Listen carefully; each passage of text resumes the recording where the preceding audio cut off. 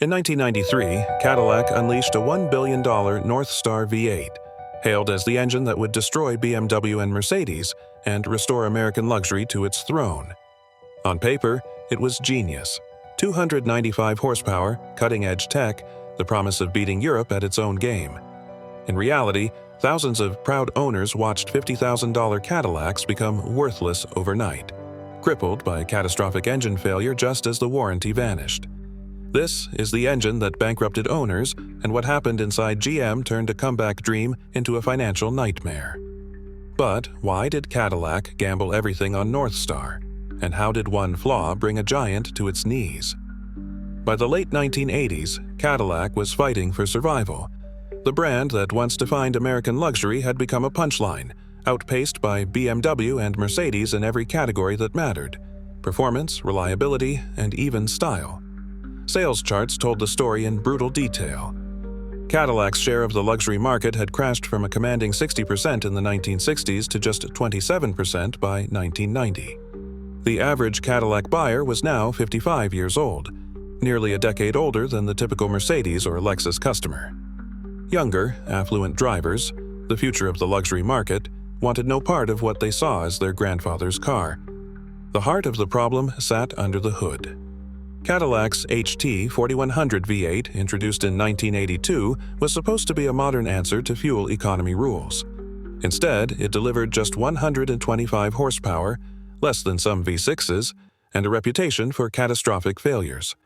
Mechanics gave it nicknames like Hook and Toe and Have To for a reason.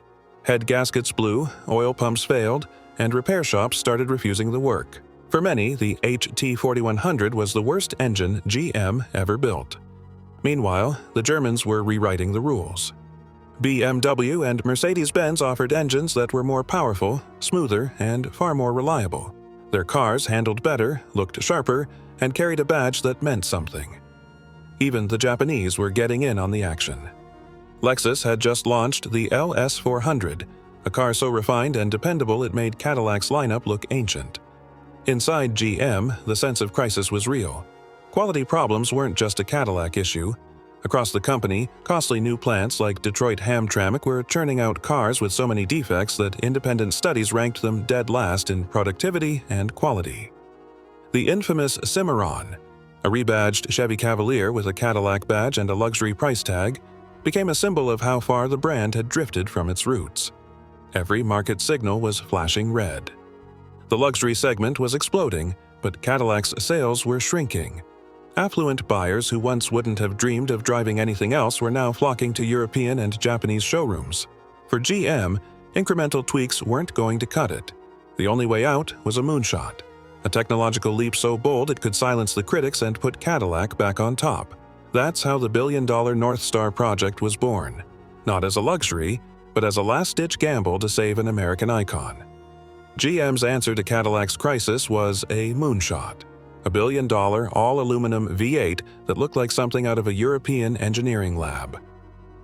When the Northstar launched for 1993, it wasn't just another engine, it was a technical manifesto. Dual overhead cams, 32 valves, 4.6 liters, and a factory redline at 6,500 RPM. The spec sheet read like a direct challenge to Munich and Stuttgart. On paper, it was everything Cadillac needed to compete with the world's best. The L37 version made 295 horsepower and 290 pound-feet of torque, numbers that put it nose-to-nose with BMW's V8s and even edged out Lexus's flagship LS400. The accolades piled up fast. Motor Trend had already crowned the Seville STS as Car of the Year, but the Northstar's arrival gave Cadillac a new kind of credibility. Car and Driver called the Alante's Northstar a mechanical marvel and praised its seamless power delivery. The press marveled at the engine's reverse-flow cooling system, which cooled the heads before the block, tech straight from racing. Ward's Auto World put the Northstar on its 10 best engines list for 3 years running, starting in 1995. For Cadillac, this was a first, an American luxury V8 getting the same kind of respect usually reserved for the Germans. Cadillac's marketing didn't hold back. The Northstar system, engine, transmission, suspension, the works, became the centerpiece of every ad campaign. The price tag for a Northstar-powered Alante. nearly $65,000, more than a new Corvette. But buyers lined up, drawn by the promise of American tech that could finally run with the best from Europe. For a while, it worked. The Northstar didn't just restore Cadillac's reputation, it made people believe the brand could lead again. For the first time in years, GM's luxury flagship had a heart that matched its badge: torque to yield headbolts. 3 words that would haunt Cadillac owners for decades. Here's how it worked. Instead of using traditional bolts that clamped the cylinder head to the block, GM's engineers went with a design where each bolt was tightened until it permanently stretched, supposedly guaranteeing uniform pressure and a perfect seal. In theory, it was brilliant. In practice, it was a ticking time bomb. The Northstar's all-aluminum block was supposed to be a leap forward in weight savings and heat management. But aluminum isn't iron. It expands and contracts far more with every heat cycle. Over tens of thousands of miles, those torque-to-yield bolts, which had already been stretched to their limits, began to lose their grip. The fine threads, cut directly into the soft aluminum, just couldn't keep up with the constant push and pull. The result? A slow-motion disaster that struck with eerie consistency. Most Northstars made it to about 50,000 miles before the first warning signs. A little unexplained coolant loss, a whiff of sweet steam, a temperature gauge creeping higher on summer days. By 80,000 or 100,000 miles, the damage was done. The headbolts had pulled out of the block, breaking the seal. Coolant seeped into the oil into the coolant, and the engine began quietly destroying itself from the inside out.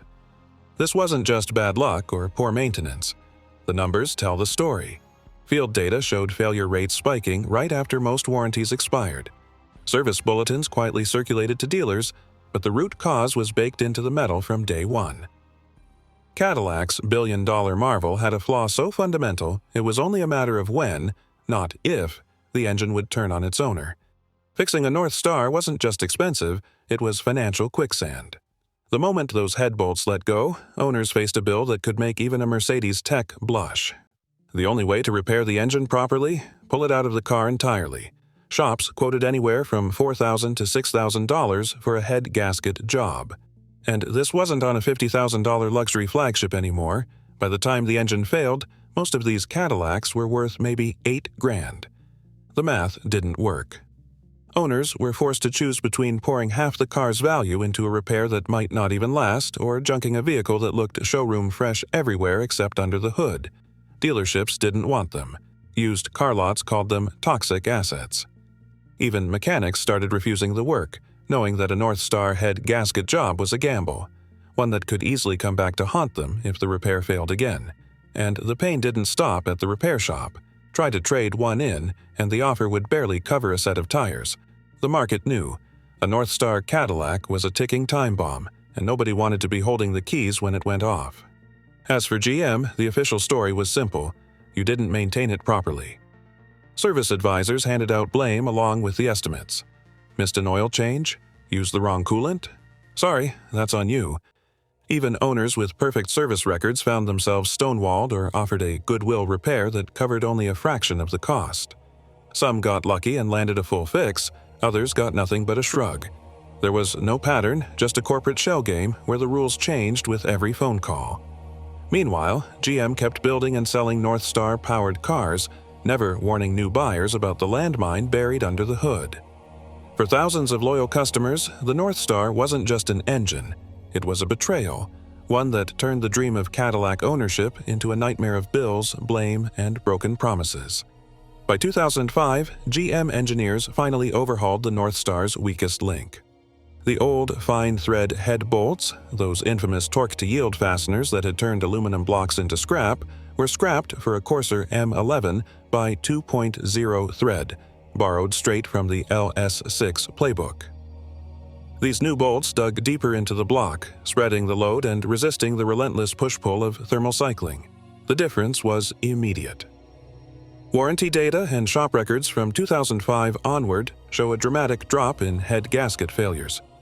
For the first time, Northstar-powered Cadillacs could rack up 6 figures on the odometer without a looming head job. But the fix arrived just as the damage was done. Used car buyers, mechanics, even Cadillac loyalists had already learned to flinch at the word Northstar. The stigma stuck, even as the engineering finally caught up. In the end, the engine's redemption came too late to rescue its reputation, or Cadillac's market share. Northstar's story didn't end in the junkyard. In the hands of hot rodders and engine builders, the same design that bankrupted owners became a favorite for wild projects. The aftermarket stepped in with head stud kits, fixes that finally solved the original bolt problem for good. Suddenly, the Northstar wasn't just reliable. It was a sleeper performance monster. With the right upgrades, builders started pushing these engines well beyond 400 horsepower, all while keeping the weight and rev-happy nature that made the design special. Enthusiasts swapped Northstars into everything from Fieros to sandrails, drawn by the promise of all-aluminum construction, a sophisticated valve train, and power that German rivals never saw coming. What once spelled financial ruin for Cadillac owners became the secret weapon of garage tinkerers and speed freaks. Against all odds, the engine that nearly killed a brand found new life, and a little redemption, on the street and strip. General Motors invested over $1 billion to create the Northstar V8, launching it in 1993 as the centerpiece of Cadillac's comeback. Yet, by the late 1990s, service records and technical bulletins documented a consistent pattern: catastrophic head gasket failures between 50,000 and 100,000 miles, linked directly to the torque-to-yield headbolts and aluminum block design. Thousands of owners faced $4,000 to $6,000 repairs on cars worth little more, while internal documents show General Motors continued to sell affected models and often blamed customers for inadequate maintenance. Although a redesigned bolt finally solved the problem in the mid-2000s, by then, Cadillac's reputation had suffered losses impossible to fully measure. Some technical reports and legal settlements remain undisclosed, leaving open the question of how much General Motors knew and when. Today, Northstar engines live on in performance communities, but the core lesson stands. No matter how advanced the technology, a single engineering flaw can bankrupt trust, owners, and even a brand's future.